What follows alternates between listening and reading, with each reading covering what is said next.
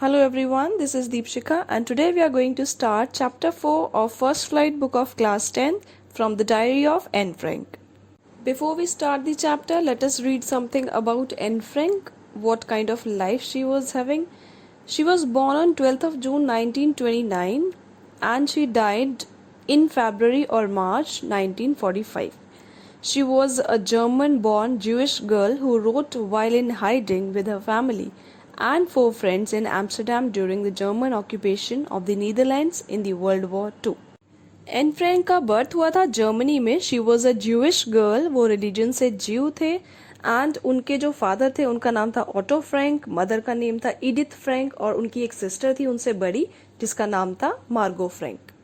Anne Frank ने diary लिखना start किया एम्स्टरडैम नीदरलैंड्स में, बट उनका बर्थ हुआ था जर्मनी में और उन्होंने जर्मनी से नीदरलैंड्स में शिफ्ट किया, मूव किया बिकॉज एडोल्फ हिटलर का जर्मनी में रूल स्टार्ट हो चुका था. Adolf Hitler and the Nazis came to power in 1933. तो जब एडोल्फ हिटलर का रूल वहाँ पर स्टार्ट हो गया जर्मनी में, तो ऑटो फ्रैंक जो इनके फादर थे एन फ्रैंक के, उन्हें समझ में आ गया था that this man is little bit psycho और वो कोई भी किसी को भी हार्म कर सकता है. That's why they shifted to Netherlands. Her family had moved to Amsterdam after the Nazis gained power in Germany but were trapped when the Nazi occupation extended into the Netherlands. Anne Frank and her family, they all moved to Amsterdam क्योंकि Nazis को power मिल जाती है, Adolf Hitler को power मिल जाती है Germany में और वो एक टायरेंट है, एक तानाशाह है, तो वो सिर्फ अपना ही रूल चलाते हैं वहाँ पर और लोगों को हार्म करना स्टार्ट कर देते हैं. बट कुछ टाइम बाद नाजीज ऑक्यूपाइड दी नीदरलैंड्स ऑल्सो. वो नीदरलैंड्स के कुछ एरियाज को भी ऑक्यूपाई कर लेते हैं और वहां पर लोगों को टॉर्चर करना स्टार्ट कर देते हैं. इसीलिए एन फ्रैंक और उनकी फैमिली और कुछ फ्रेंड्स को एम्स्टरडैम में 2 सालों तक छुप के रहना पड़ता है और उसी टाइम के दौरान वो अपनी ये डायरी में लिखना स्टार्ट करती हैं. As persecutions against the Jewish population increased, the family went into hiding in July 1942 in hidden rooms in her father Otto Frank's office building. In July 1942, Anne Frank और उसकी फैमिली को छुप के रहना पड़ा in a secret apartment behind her father's business. उनके जो father का बिजनेस की जो बिल्डिंग थी उसी में एक सीक्रेट अपार्टमेंट बना हुआ था जहाँ पर वो छुप के रह रहे थे. और वो छुप के इसलिए रह रहे थे क्योंकि वो ज्यूइश थे, वो ज्यू थे और नाजीज जो थे वो ज्यूइश पीपल को किल कर रहे थे. They were killing all the Jewish population. After 2 years in hiding, the group was betrayed and transported to the concentration camp system where Anne died of typhus in Bergen-Belsen within days of her sister Margot Frank.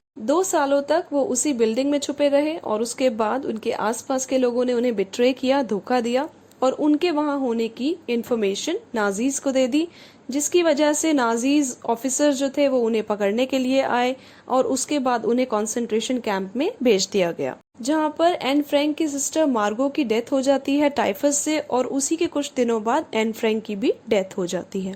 अब ये concentration camp system क्या था? यहाँ पर Jews को, जो भी ज्यू पीपल थे उन सभी को पकड़ के इन कॉन्सेंट्रेशन कैंप में, ये प्रिजन की तरह, जेल की तरह बनी होती थी, यहाँ पर रखा जाता था. बहुत सारे लोगों को एक साथ बंद कर दिया जाता था, उन पे टॉर्चर किया जाता था. इन्हीं कैंप में कुछ इस टाइप के कैंप्स होते थे जैसे चैम्बर बने होते थे, गैस चैम्बर्स, जहाँ पर लोगों को भर दिया जाता था और वहां पर उनकी डेथ हो जाती थी. या फिर लोगों को एक साथ मास किलिंग कर दिया जाता था, ऑफिसर से बोलकर उनको शूट करवा दिया जाता था. अलग अलग लोगों को अलग अलग कॉन्सेंट्रेशन कैंप्स में भेजा जाता था. कुछ लोगों को गैस चैम्बर में डाल दिया जाता था, कुछ लोगों को प्रिजन में डाल दिया जाता था और उनपे बहुत टॉर्चर किया जाता था, खाना पीना ठीक से नहीं दिया जाता था. कुछ लोगों को ऐसे चैम्बर्स में डाल दिया जाता था जहाँ पर बहुत ठंड में आपको सिर्फ एक लकड़ी के फट्टे पर सोना है और आपको एक ऐसा ओढ़ने का शीट या कंबल या ब्लैंकेट दिया जाएगा जिसमें बहुत सारे कीड़े लगे हुए हैं. तो उन कीड़े मकोड़ों की वजह से वहां पर बीमारी फैल जाती थी और लोग अपने आप ही मर जाते थे. एन फ्रैंक को भी इसी तरीके के ही कॉन्सेंट्रेशन कैंप में रखा गया जहां पर उन्हें इसी बीमारी से, टाइफस बीमारी से उनकी डेथ हो गई. Her father Otto, the only survivor of the group, returned to Amsterdam after the war ended to find that her diary had been saved. अब जब वर्ल्ड वॉर 2 खत्म हो जाता है और कुछ लोग उन कॉन्सेंट्रेशन कैंप से बच के निकलते हैं तो जब वो वापस एम्स्टर्डम आते हैं तो उन्हें पता चलता है कि उनकी बेटी एन फ्रैंक ने जो डायरी लिखी थी वो अभी भी सेफ है, तो वो उस डायरी को ले लेते हैं। Convinced that it was a unique record, he took action to have it published in English under the name of The Diary of a Young Girl. Auto Frank को ये फील होता है कि ये एक बहुत ही यूनिक रिकॉर्ड है, उन्होंने बहुत ही अच्छे से इस डायरी को लिखा है, क्योंकि एन फ्रैंक एक बहुत ही मैच्योर्ड गर्ल थी और उन्होंने बहुत ही मैच्योरिटी के साथ इस डायरी में एंट्रीज की हैं, इस डायरी में लिखा है। तो जब उनके फादर को लगता है कि ये बहुत ही यूनिक रिकॉर्ड है, तो उन्होंने इसको पब्लिश करवाने का सोचा और इसको नाम दिया the diary of a young girl. The diary was given to Anne Frank for her 13th birthday and chronicles the events of her life from 12th June 1942 until its final entry of 1st August 1944. ये diary उन्हें दी जाती है उनके 13th birthday पर 12th of June 1942 को। उनके father auto Frank उन्हें ये प्रेजेंट करते हैं और वो तभी से लिखना स्टार्ट कर देती हैं अपनी डायरी में। 2 साल तक लिखती हैं और उनकी लास्ट एंट्री होती है 1 अगस्त 1944 को, क्योंकि उसी दौरान उनको और उनकी फैमिली को नाजीज जो हैं, नाजीज ऑफिसर्स, वो कैप्चर कर लेते हैं, पकड़ लेते हैं और उसके बाद उनकी जो डायरी है वो उसी अपार्टमेंट में रह जाती है जहाँ पर वो छुपे हुए थे। It was eventually translated from its original Dutch into many languages and became one of the world's most widely read book. जो एन फ्रैंक ने डायरी लिखी थी, ओरिजिनल लैंग्वेज थी उनकी डच लैंग्वेज, और उसके बाद उसे बहुत सारी लैंग्वेजेस में ट्रांसलेट किया गया। There have also been several films, televisions and theatrical productions and even an opera based on the diary. Opera means a theatrical work combining drama, music, song and dance. एक theatre का work जिसमें drama भी है, music, song और dance भी है। तो उन्होंने जो भी अपनी डायरी में लिखा अपनी लाइफ इवेंट्स के बारे में, उन सभी से रिलेटेड मूवीज बन चुकी है, फिल्म सीरियल्स बन चुके हैं, ओपेरा बन चुका है। Described as a work of a mature and insightful mind, the diary provides an intimate examination of daily life under Nazi occupation. ये जो वर्क है एक बहुत ही मैच्योर माइंड का है, बहुत ही इंटेलिजेंट माइंड का है, क्योंकि वो बहुत ही मैच्योरिटी के साथ लिखती थी। तो इस डायरी को पढ़ने के बाद हमें समझ में आता है कि नाजी ऑक्यूपेशन जब हुआ, जब नाजीज ने बाकी कंट्रीज को ऑक्यूपाई कर लिया था, स्पेशली नीदरलैंड्स को ऑक्यूपाई कर लिया था, तो वहां पर लोगों की जो लाइफ थी वो कैसी हो गई थी। Anne Frank has become one of the most renowned and discussed of the Holocaust victim. Renowned means famous. Anne Frank जो है वो एक कैरेक्टर बन गई जो बहुत ज़्यादा फेमस हुई थी और जो जिनके बारे में बहुत ज़्यादा डिस्कस किया गया, because she was the victim of Holocaust. And what is this Holocaust? It was the World War II genocide. Genocide means जब बहुत सारे लोगों को एक साथ किल कर दिया जाता है, मार दिया जाता है। And that was the genocide of the European Jews. Jews की यहाँ पर killing की गई थी। The murders were carried down in mass shooting. या तो लोगों को बहुत ज़्यादा एक साथ खड़े करके उन्हें शूट कर दिया गया, या बहुत सारे लोगों को एक साथ चैम्बर्स में, गैस चैम्बर्स में डाल दिया गया, या फिर उन्हें different types of concentration camps में भेज दिया गया जहाँ पर उनकी डेथ हो गई। Let's start the chapter now. The chapter is from the diary of Anne Frank. It is actually an excerpt from the diary of a young girl. Anne Frank की जो कंप्लीट डायरी उनके father auto Frank ने publish करवाई थी उसका नाम था the diary of a young girl. उसी में से आपका 10th क्लास का चैप्टर 4 लिया गया है from the diary of Anne Frank. Writing in a diary is a really strange experience for someone like me.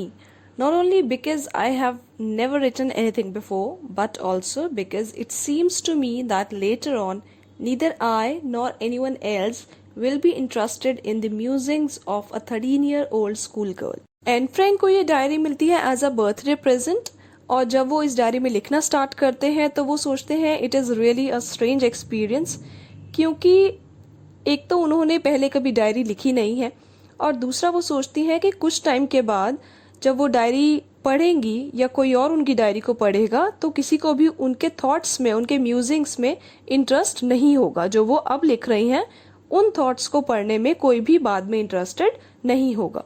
Oh well, it doesn't matter. I feel like writing and I have an even greater need to get all kinds of things off my chest.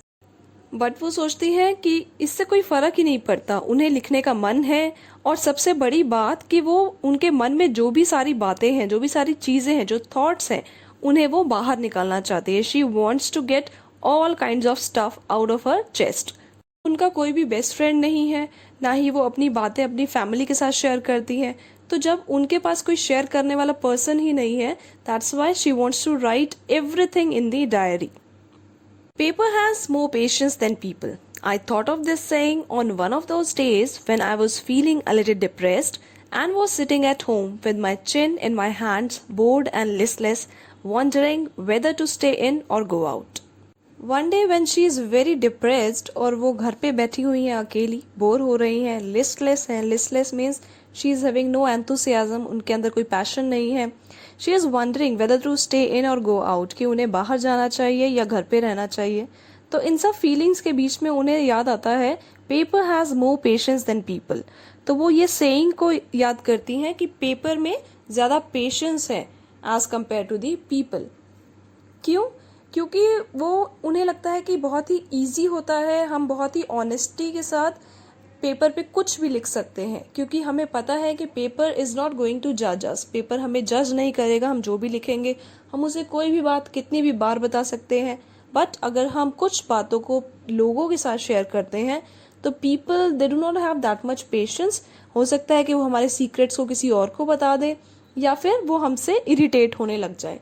That's why she is saying paper has more patience than people, क्योंकि हम अपनी feelings को, अपने emotions को, अपने thoughts को writing के through और बिना जज हुए पेपर पे लिख सकते हैं, उन्हें बाहर निकाल सकते हैं अपने दिल से। बट ऐसा लोगों के साथ नहीं होता। हम लोगों पे इतना ट्रस्ट नहीं कर सकते कि हम उन्हें अपने सारे सीक्रेट्स, अपनी सारी मन की बातें उन्हें बता सके। I finally stayed where I was brooding. Brooding means thinking deeply. Yes, paper does have more patience. And since I'm not planning to let anyone else read this stiff back notebook, grandly referred to as a diary, unless I should ever find a real friend, it probably won't make a bit of difference. और जब मैं बहुत देर तक सोचती रही कि मुझे बाहर जाना चाहिए, लोगों से मिलना चाहिए, उनसे कुछ बातें डिस्कस करनी चाहिए या फिर घर पे ही रहना चाहिए, तो मैंने काफ़ी टाइम तक सोचा और फिर मैंने फाइनल डिसाइड किया कि मुझे घर पर ही रहना चाहिए, क्योंकि पेपर में ज़्यादा पेशेंस है, वो मेरी बात को ज़्यादा अच्छे से समझ सकता है, सुन सकता है। That's Y I started writing in my diary only. और क्योंकि मैं अभी अपनी ये डायरी को, स्टिफ बैग नोटबुक जो डायरी है, उसे किसी को नहीं दिखाना चाहती जब तक मेरा कोई एक बेस्ट फ्रेंड, एक रियल फ्रेंड नहीं मिल जाता, तो इससे कोई भी डिफरेंस नहीं पड़ता। स्टिफ बैग नोटबुक मीन्स एक ऐसी नोटबुक जिसका जो बैक है, जिसका जो कवर है वो बहुत ही स्टिफ है, बहुत ही हार्ड है, मीन्स गत्ते का बना हुआ है। तो मैं अपनी डायरी में जो भी लिखना चाहती हूँ, मैं अभी वो किसी के साथ शेयर नहीं करना चाहती, इसलिए मुझे कोई भी फ़र्क नहीं पड़ता। And I am really fine to share everything with my diary. Now I am back to the point that prompted me to keep a diary in the first place. Prompted means inspired me. जिस चीज़ ने मुझे pump किया कि मुझे diary रखनी चाहिए, वो क्या रीज़न था? I don't have a friend. वो रीज़न है कि मेरा कोई फ्रेंड ही नहीं है। Let me put it more clearly. Since no one will believe that a 13-year-old girl is completely alone in this world, and I'm not. वो क्या बोल रहे हैं? क्योंकि कोई भी बिलीव नहीं करेगा कि एक 13-year-old गर्ल इस वर्ल्ड में अकेली कैसी है, क्योंकि हम कोई भी अपनी फीलिंग्स को अपनी फैमिली के साथ शेयर कर सकते हैं, फ्रेंड्स के साथ शेयर कर सकते हैं, अपने सिबलिंग्स के साथ शेयर कर सकते हैं, तो वो अकेली कैसे हैं? वो किसी के साथ शेयर क्यों नहीं कर सकती? And she is saying she is not alone. I have loving parents and a 16-year-old sister, जो उनसे 3 साल बड़ी हैं, उनकी एक सिस्टर भी है, पेरेंट्स भी हैं, and there are about 30 people I can call friends, और ऐसे बहुत सारे लोग हैं जिन्हें वो फ्रेंड्स बोल सकती हैं। I have a family, loving aunts and a good home. उनका एक अच्छा घर है, आंट्स हैं उनकी, और एक अच्छी फैमिली भी है। तो ऐसा क्या रीज़न है कि उनका कोई रियल फ्रेंड, कोई ट्रू फ्रेंड नहीं है? No, on the surface I seem to have everything except my one true friend. वो क्या बोलते हैं कि बाहर से अगर आप देखेंगे तो मेरे पास सब है, मेरे पास पेरेंट्स हैं, मेरी सिस्टर है, आंट्स हैं और मेरे और भी फ्रेंड्स हैं, बट एक ट्रू फ्रेंड नहीं है। All I think about when I am with my friends is having a good time. मैं सोचती हूँ कि मैं अपने फ्रेंड्स के साथ मेरा अच्छा टाइम कब स्पेंड होगा। I can't bring myself to talk about anything but ordinary everyday things. और जब भी मैं बाकी मेरे सो कॉल्ड जो फ्रेंड्स हैं उनके साथ होती हूँ तो मैं सिर्फ ऑर्डिनरी चीज़ों की ही बात करती हूँ जो हमारे रेगुलर डेज में होती हैं। We don't seem to be able to get any closer and that's the problem. हम ज़्यादा एक दूसरे के क्लोज नहीं हो पाते, हम एक दूसरे से अपनी पर्सनल बातें शेयर नहीं कर पाते और शायद यही प्रॉब्लम है। Maybe it is my fault that we don't confide in each other. Confide in means to share a secret or to talk of personal issues with someone. अपने सीक्रेट्स जो है वो किसी के साथ शेयर करना या अपनी पर्सनल बातों को दूसरों के साथ शेयर करना। शायद ये मेरा ही फॉल्ट है कि मैं और मेरे फ्रेंड्स एक दूसरे से अपनी बातों को शेयर नहीं कर पाते। In any case that's just how things are, but ऐसा है and unfortunately they are not liable to change. Liable means likely and they are not likely to change, और ये सब कुछ चेंज नहीं होने वाला है। This is why I have started the diary, और यही रीज़न है कि मैंने डायरी लिखना स्टार्ट कर दिया है। To enhance the image of this long-awaited friend in my imagination, I don't want to jot down the facts in this diary the way most people would do. But I want the diary to be my friend and I'm going to call this diary Kitty. ये diary मेरी एक ऐसी friend है जिसका मुझे बहुत time से इंतज़ार था and I don't want to jot down. Jot down means write down, लिखना। और मैं इसमें ऐसे फैक्ट्स नहीं लिखना चाहती जैसे कि नॉर्मली पीपल अपनी डायरीज में लिखते हैं। I want the diary to be my friend. मैं चाहती हूँ कि ये डायरी मेरी एक ट्रू फ्रेंड, एक रियल फ्रेंड बन के रहे and I am going to call this friend Kitty. और मैं इस फ्रेंड को एक नाम दूंगी जो होगा किटी, क्योंकि जो बातें मैं अपने फ्रेंड के साथ शेयर नहीं कर सकती, क्योंकि मेरा कोई ट्रू फ्रेंड नहीं है, रियल फ्रेंड नहीं है, वो सारी बातें, वो सारे अपने थॉट्स मैं इस डायरी के साथ शेयर करना चाहती हूँ। With this we come to an end of this part. We'll continue the chapter in next videos. If you like it, do hit the like button, share it with your friends and subscribe to my channel. Don't forget to hit the bell icon for more updates. Till then, take care. Bye bye.